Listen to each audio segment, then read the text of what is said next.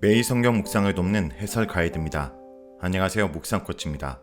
함께 읽고 나눌 말씀은 시편 40편 1절에서 17절까지 말씀입니다. 하나님만을 신뢰하는 자는 행복한 자입니다. 시인은 환난의 시기에 하나님만을 의지하고 그의 구원의 손길을 기다린 끝에 하나님의 놀라운 응답을 받습니다.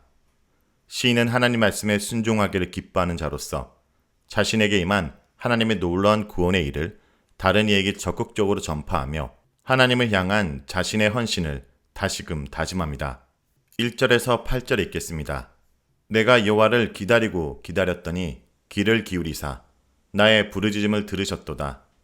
나를 기가 막힐 웅덩이와 수렁에서 끌어올리시고 내 발을 반석 위에 두사 내 걸음을 견고하게 하셨도다.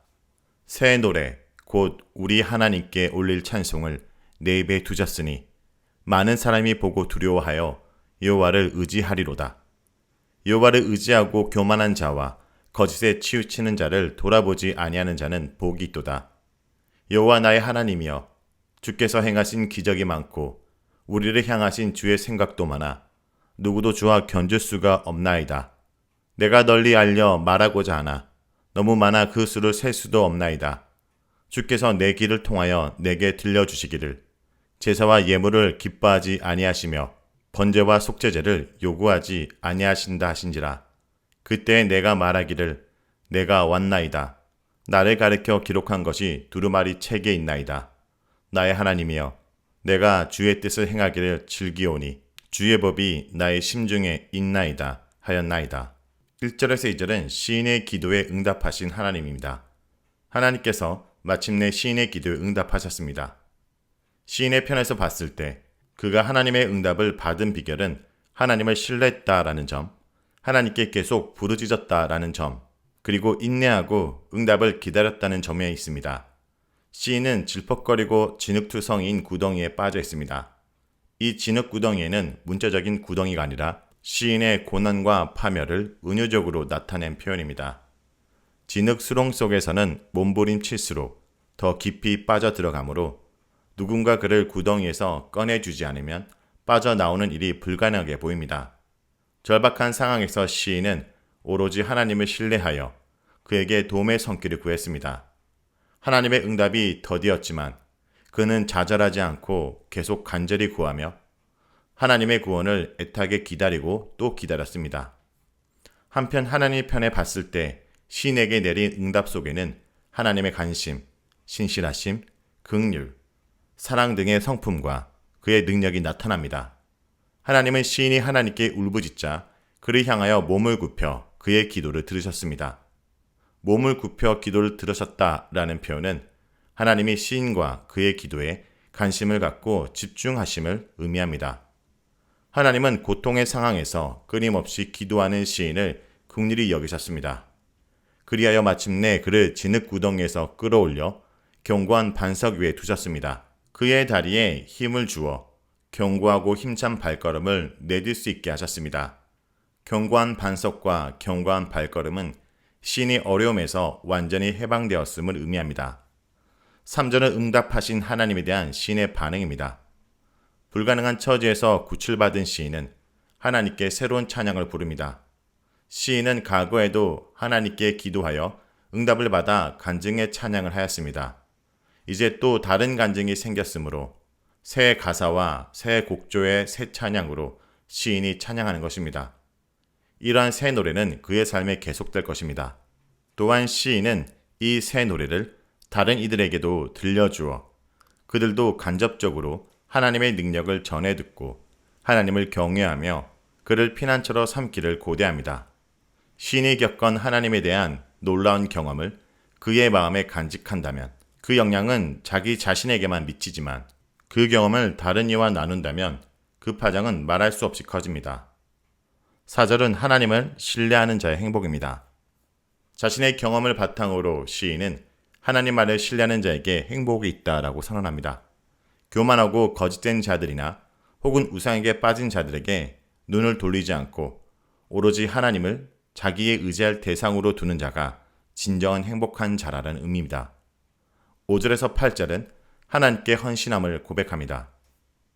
하나님으로부터 기도의 응답을 받은 시인은 이제 하나님께 직접 사랑과 헌신을 고백합니다. 하나님을 나의 하나님으로 부르는 시인의 말 속에서 그와 하나님의 친밀한 관계를 짐작할 수 있습니다. 시인은 먼저 하나님의 견줄 만한 대상이 어디 있겠느냐 라고 말하며 많은 놀라운 일들을 베풀고 자신과 회중을 향해 수많은 계획을 품으신 하나님의 전지전능함과 그의 돌보심과 사랑에 감격합니다. 그가 하나님의 이러한 놀라운 기적과 사랑을 말로 다른 이들에게 널리 전할 때 그 예가 얼마나 많은지 셀 수도 없을 정도라고 감탄합니다. 이제 시인은 하나님 향한 자신의 사랑과 헌신을 두 가지 증거를 통해 나타납니다. 첫째 증거는 하나님의 말씀에 대한 시인의 순종입니다. 시인은 하나님이 제사나 예물을 기뻐하지 않으시고 번제나 속죄제를 요구하지 않으심을 직접 들었다라고 진술합니다. 그런데 실제로 여러 종류의 제사와 절기를 지정하고 예물을 바치라고 명령하신 하나님이 이것들을 기뻐하지도 요구하지도 않으신다는 것은 무슨 말일까요? 이것은 하나님이 종교적, 형식적 행위로 변질된 제사나 예물을 원하지 않으신다는 의미입니다. 그렇다면 하나님이 원하시는 것은 무엇일까요? 그것은 다름이 아닌 순종입니다. 시인은 하나님이 원하시는 것이 제사가 아닌 순종임을 명백히 알고 있었습니다. 시인은 왕으로서 하나님이 명하신 규례를 알고 있었고 그 명령에 따라 하나님의 법을 마음에 두어 기억하고 준행하였습니다. 그러므로 그는 하나님은 재물을 기뻐하지 아니하시나 나는 하나님의 뜻에 순종하기를 기뻐하나이다 라고 고백합니다. 9절에서 10절을 읽겠습니다. 내가 많은 회중 중에서 의의 기쁜 소식을 전하였나이다. 여호와여 내가 내 입술을 닫지 아니할 줄을 주께서 아시나이다. 내가 주의 공의를 내 심중에 숨기지 아니하고 주의 성실과 구원을 선포하였으며 내가 주의 인자와 진리를 많은 회중 가운데서 감추지 아니하였나이다. 여호와여 주의 긍휼을 내게서 거두지 마시고 주의 인자와 진리로 나를 항상 보호하소서. 9절에서 10절은 하나님께 헌신을 고백하는 내용입니다. 시인의 하나님에 대한 헌신의 둘째 증거는 회중 앞에서 하나님의 구원에 대해 간증하는 것으로 나타납니다. 시인은 하나님의 성품, 의, 공의, 성실, 인자, 진리, 그리고 그가 하신 일인 구원을 자기 마음속에만 담지 않고 많은 회중에게 담대히 전하며 기쁨을 나누었습니다. 하나님에 대한 찬양과 구원에 대해 침묵하지 않고 널리 퍼뜨리는 시인의 의지는 의의 기쁜 소식을 전하였다. 입술을 닫지 않는다. 내가 심중에 숨기지 않는다. 감추지 않는다. 라는 반복적인 표현에서도 잘 드러납니다. 하나님에 대한 사랑과 헌신을 고백한 시인은 이제 하나님의 지속적인 긍휼과 보호를 간청합니다. 그 이유는 자기 자신을 돌아볼 때 지은 죄가 머리털보다도 많고 죄로 인한 어려움과 고통 속에 둘러싸여 있고 죄가 자기를 덮치듯 따라오므로 마음의 낙심과 좌절감이 밀려오기 때문입니다. 시인은 자신의 연약함을 인정하고 겸손한 마음으로 하나님의 긍휼과 보호가 절대적으로 필요함을 하나님께 아뢰므로써 그의 구원의 손길이 계속되기 소망합니다. 다음은 12절에서 17절에 읽겠습니다. 수많은 재앙이 나를 둘러싸고 나의 죄악이 나를 덮치므로 우러러 볼 수도 없으며 죄가 나의 머리털보다 많으므로 내가 낙심하였음이니이다. 여호와의 은총을 베푸사 나를 구원하소서. 여호와여 속히 나를 도우소서. 내 생명을 찾아 멸하려 하는 자는 다 수치와 낭패를 당하게 하시며 나의 해를 기뻐하는 자는 다 물러가 욕을 당하게 하소서. 나를 향하여 하하하 하하하 하며 조소하는 자들이 자기 수치로 말미암아 놀라게 하소서. 주를 찾는 자는 다 주 안에서 기뻐하고 기뻐하게 하시며 주의 구원을 살아가는 자는 항상 말하기를 여호와는 위대하시다 하게 하소서. 나는 가난하고 궁핍하오나 주께서는 나를 생각하시오니 주는 나의 도움이시오 나를 건지시는 이시라. 나의 하나님이여 지체하지 마소서. 시인은 죄에서뿐만 아니라 악인들로부터 하나님의 구원이 필요합니다.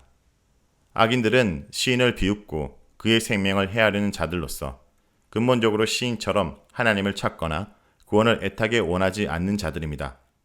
그러므로 시인은 이런 자들에게 하나님의 심판이 있기를 간구하고 자기처럼 하나님을 바라보는 자들은 하나님으로 인해 기뻐하며 여호와는 위대하시다 라고 선포할 수 있도록 해달라고 요청합니다.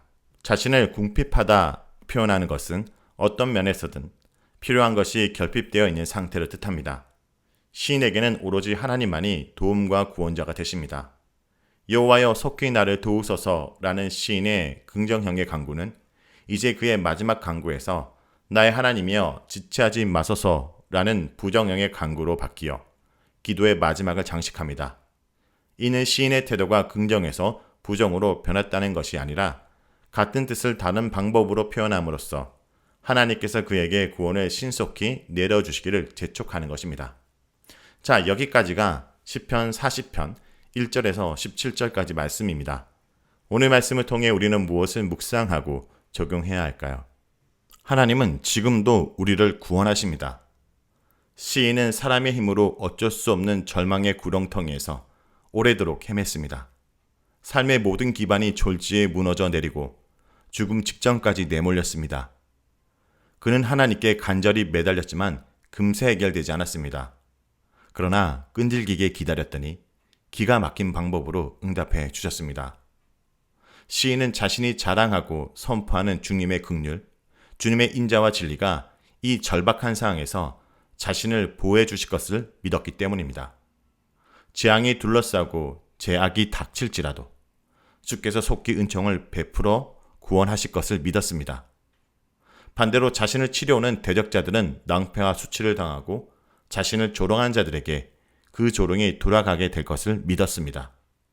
또한 시인은 주를 찾는 자, 끝까지 주를 신뢰하며 주로 인해 기뻐하고 즐거워한 자들에게는 구원을 베푸셔서 주님의 위대하심을 계속해서 찬미하게 해달라고 기도합니다. 성도 여러분, 하나님은 살아계십니다. 그러니 절대 포기하지 마시길 기도합니다.